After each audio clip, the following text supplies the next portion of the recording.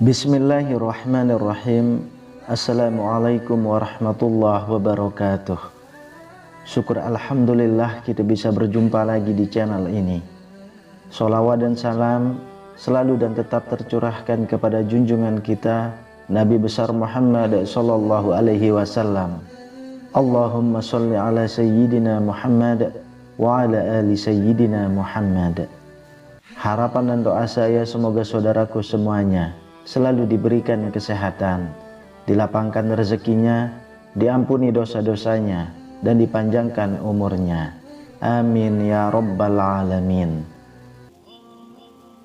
Sahabat beriman yang dirahmati Allah, saat manusia diciptakan, Allah subhanahu wa ta'ala memberikan nafsu pada setiap manusia yang ada di muka bumi ini. Tentunya Allah subhanahu wa ta'ala memberikan nafsu kepada manusia agar manusia bisa hidup. Mereka tak bisa hidup jika tidak ada keinginan untuk makan, mencari harta dan keinginan lainnya. Selain itu juga, nafsu diberikan agar manusia dapat mengontrol amarahnya, sekaligus sebagai cobaan dan ujian. Kemudian alasan lainnya, nafsu diberikan agar seorang hamba menghadap diri kepada Allah dan menghinakan diri di hadapannya. Selanjutnya, agar seorang hamba mempunyai gairah untuk mendapatkan ganjaran dan kecintaan terhadap akhirat. Oleh karena itu, manusia yang mampu mengontrol nafsunya, maka dia akan terhindar dari perbuatan-perbuatan yang dilarang oleh Allah subhanahu wa ta'ala. Hingga muncul sebuah istilah, jika perang yang sesungguhnya adalah perang melawan nafsu atau hawa nafsu. Beratnya melawan atau perang dengan nafsu ini bisa kita lihat saat nafsu diciptakan oleh Allah subhanahu wa ta'ala. Berikut ini perbincangan Allah subhanahu wa ta'ala dengan akal dan nafsu usai diciptakan. Sahabat beriman yang dirahmati Allah, pernah ada satu riwayat yang mengisahkan tentang perbincangan Allah subhanahu wa ta'ala dengan akal dan nafsu. Konon dikabarkan setelah Allah menciptakan akal dan nafsu, maka Allah subhanahu wa ta'ala bertanya kepada mereka berdua. Perbincangan ini dikutip dari kitab Tanbihul Ghafilin dan Duratun Nasihin. Ketika Allah menciptakan akal, maka kemudian Allah berfirman kepada akal, "Wahai akal, menghadaplah engkau."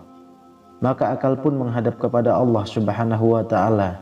Kemudian Allah subhanahu wa ta'ala berfirman kepadanya, "Wahai akal, berbaliklah engkau." Lalu akal pun berbalik. Kemudian Allah berfirman lagi kepadanya, "Wahai akal, siapakah aku?"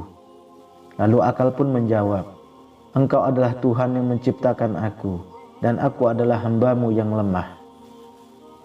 Lalu Allah subhanahu wa ta'ala berfirman lagi kepadanya, "Wahai akal, tidak kuciptakan makhluk yang lebih mulia dari engkau." Setelah itu Allah subhanahu wa ta'ala menciptakan nafsu. Lalu Allah subhanahu wa ta'ala berfirman kepada nafsu, "Wahai nafsu, berhadaplah engkau." Namun nafsu tidak menjawab sepatah kata pun dan justru mendiamkan diri. Kemudian Allah subhanahu wa ta'ala berfirman lagi, "Siapakah engkau dan siapakah aku?"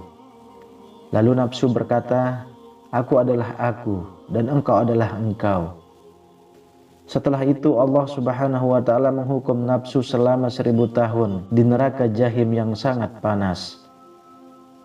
Dan dalam riwayat lain dikatakan bahwa Allah subhanahu wa ta'ala menghukum nafsu selama 100 tahun.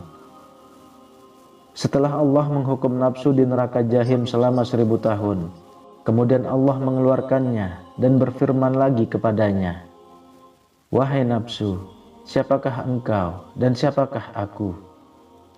Lalu nafsu menjawab kembali, "Aku adalah aku dan engkau adalah engkau." Lalu Allah berfirman lagi, "Masih begitu jugakah engkau wahai nafsu?" Lalu Allah memasukkan nafsu ke dalam neraka ju', yaitu neraka yang penuh dengan rasa kelaparan. Nafsu dimasukkan ke neraka ju' selama 1000 tahun dan dilaparkan. Kemudian setelah itu Allah Subhanahu wa ta'ala mengeluarkannya kembali dan berfirman, "Siapakah engkau dan siapakah aku?" Lalu nafsu berkata, "Aku adalah aku dan engkau adalah engkau." Setelah itu Allah Subhanahu wa ta'ala menghukum nafsu selama 1000 tahun lagi di neraka yang sangat dingin. Kemudian Allah Subhanahu wa ta'ala mengeluarkannya dan berfirman lagi, "Wahai nafsu, siapakah engkau dan siapakah aku?" Lalu nafsu menjawab, "Aku adalah aku dan engkau adalah engkau." Lalu Allah berfirman, "Masih begitu jugakah engkau wahai nafsu?" Lalu Allah memasukkan lagi nafsu ke dalam neraka selama 1000 tahun dan dilaparkan. Setelah itu Allah Subhanahu wa ta'ala mengeluarkannya dan kembali berfirman kepada nafsu, "Wahai nafsu, siapakah engkau dan siapakah aku?" Lalu nafsu menjawab, "Aku adalah hambamu dan engkau adalah Tuhanku." Lalu Allah berfirman, "Wahai nafsu, sekarang engkau masuklah bersama tubuh anak Adam." Dan sesungguhnya Allah Subhanahu wa ta'ala menciptakan nafsu itu sebagai cobaan untuk menguji manusia yang sudah sanggup memikul amanah, dan juga sebagai sebuah penyaring bagi perbuatan anak cucu Adam. Tiap-tiap perbuatan anak cucu Adam yang dilandasi sifat mazmumah atau sifat buruk seperti riya, sombong dan sebagainya akan tinggal diam dalam saringan nafsu sebagai ampas. Dan segala perbuatan anak cucu Adam yang ikhlas karena Allah akan melewati saringan nafsu dan sampai kepada Allah Subhanahu wa ta'ala. Wallahu a'lam bishawab.